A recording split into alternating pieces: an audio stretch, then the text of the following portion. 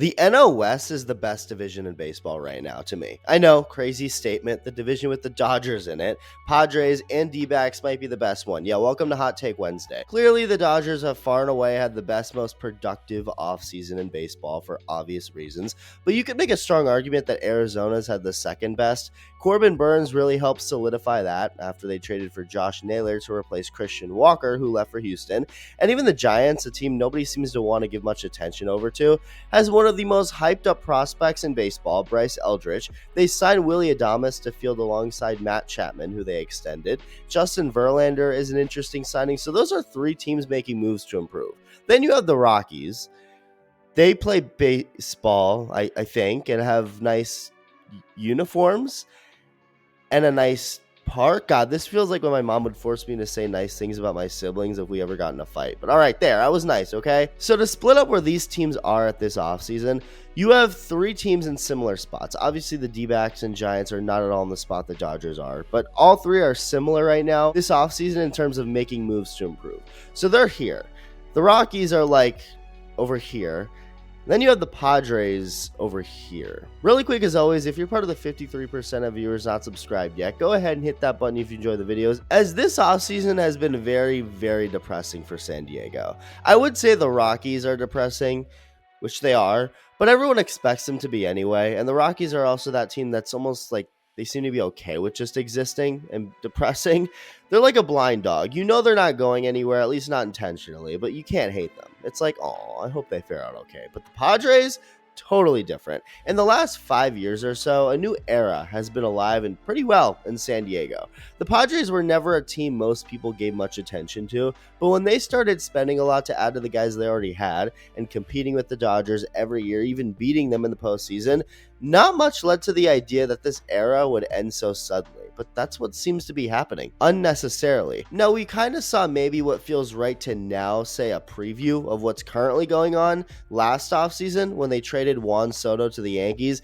That was a little crappy for Padres fans, considering it seemed like a good possibility Peter Seidler would have done whatever it took to re-sign him, but with Seidler now gone, to trade him was already what looked to be a big shift in the team's plans. And you'll soon see how a lot of this connects back to Seidler's passing. So they trade Soto, and that's all of a sudden, of course, a very different approach to handling a star player than I think San Diego had at least thought they were promised.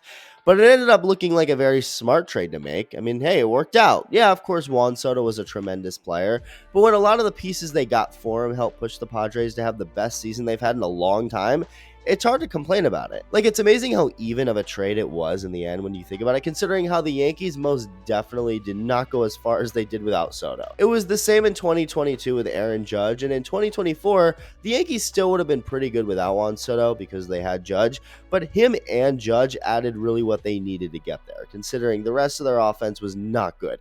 And with the Padres, they got 5 players in return, with 2 of them playing pretty big parts in the team's success last year. Kyle Higashioka may not be the sexiest pickup, and neither did he have the sexiest season, but he was a really solid part-time catcher for the Padres. And you can't ever go wrong with a solid catcher. And then you had Michael King, a guy who'd only made a total of 19 starts in the 4 seasons he was in New York. He was mostly a reliever. Well, how about becoming one of not just the Padres' best starting pitchers in 2024, but rather one of the best starters in all of baseball. He was awesome, racked up a good amount of innings, struck a lot of guys out with an ERA under 3. I mean, there isn't a single extra thing you could have asked for Michael King last year.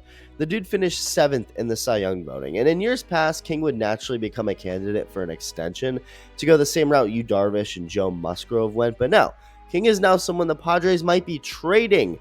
And this is where things are starting to look very bleak. The Padres are currently going through an inner battle. Peter Seidler's wife and now widow, Sheil, sued a couple of his brothers, accusing them of trying to push her out, going against Peter's wish of her and their children being next in line for ownership of the team. She even accused them of wanting to sell and or even move the franchise out of San Diego. It's ugly. Very ugly. And the brothers just came out with a lawsuit of their own against Sheil Seidler. Who's right? Who's wrong? Don't know. But what's obvious is this is a very toxic thing to be going on, regardless of who's in the right or wrong. It doesn't make things seem very stable with this team, which is just, of course, an unattractive thing for any player to want to be involved with if he's picking a team. Now, that does make a lot of sense, but part of me, I will admit, did feel like, okay, maybe some of that is a little bogus. I mean, I don't know how truly much of a factor that plays into a player signing with the Padres or not.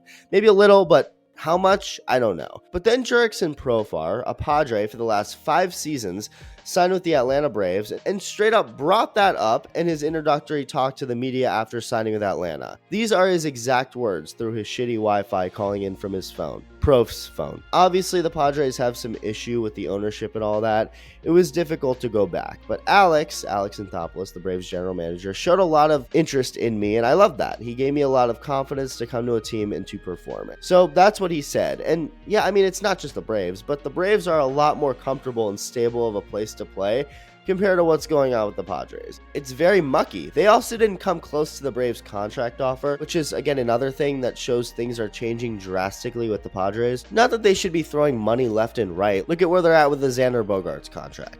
Still 9 years and $220 million left for a declining 33-year-old shortstop who isn't even a shortstop anymore.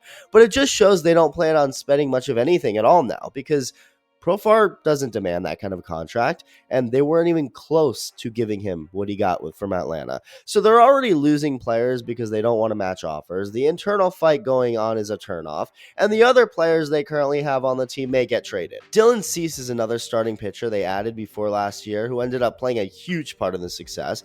I mentioned Michael King being 7th in Cy Young voting. Cease was 4th.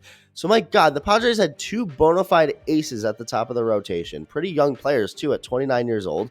You're already missing Musgrove for all of this season because of Tommy John. And now you're thinking of trading both of those guys? I get they only have a year left on their contracts. Again, there's a middle ground between being reckless and cheap, but I think it just shows, again, a big change in direction that's leading to a quick end of an era that doesn't seem appropriate to be ending so soon. Because not only do they seem very open on trading some of their best guys, what have they done this offseason to get better? Nothing. The Dodgers just took you out, won a championship, and are only getting stronger, taking a reliever you traded a lot 4 months ago in the process. Like, you gave up some valuable assets for just 3 months of Tanner Scott, only for LA to swoop in and sign him for 4 years, and all they had to give up was money.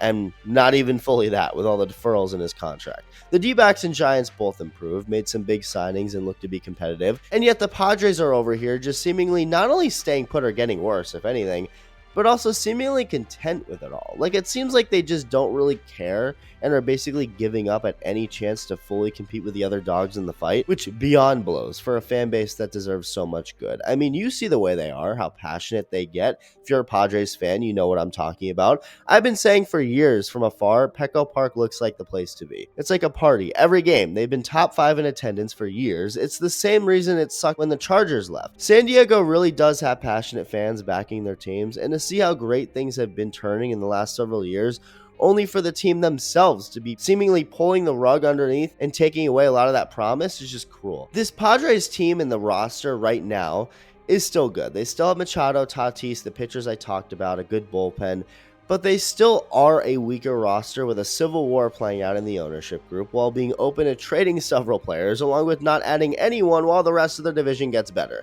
I mean, from where this franchise was at just months ago, it did not look like it would end up like this, especially not this quickly. Like, are we about to see the Padres go into a depressing era where they get nobody and just become a punching bag for the Dodgers? I hope not. But with how bleak things have been accelerating this offseason, you really got to wonder if this is their way of kind of giving up and simply not putting their best foot forward. If Peter Seidler's passing was the true beginning of an era coming to an end, 2024 looks like it could have been a bridge period to get to what now seems could be the true end of an era.